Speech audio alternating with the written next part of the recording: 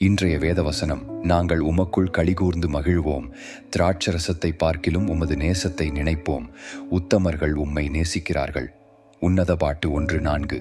இன்றைய காலை இந்த வசனம் நம் மனத்தில் ஒரு உண்மையை கொண்டு வருகிறது. கடவுளின் நேசம் உலக மகிழ்ச்சிகளைக் காட்டிலும் உயர்ந்தது. திராட்சரசம் மகிழ்ச்சி, சந்தோஷம், கொண்டாட்டம் என்பதை குறிக்கும். ஆனால் அந்த எல்லா மகிழ்ச்சிகளையும் தாண்டி கடவுளின் அன்பே நம் மனத்தை உண்மையாக நிறைவாக்குகிறது. தியானம், தேவன் நமக்கென வைத்திருக்கும் அன்பு நிலைத்ததும் ஆழத்தும் உடையது. உலகம் தரும் மகிழ்ச்சி தற்காலிகமானது, ஆனால் தேவனோடு இருக்கும் ஆனந்தம் இடைவிடாதது. அவரை நினைவு கொள்ளும் ஒவ்வொரு நாள் நம் உள்ளம் புதிய மகிழ்ச்சியில் நிரம்புகிறது. உத்தமர்கள் உம்மை நேசிக்கிறார்கள்.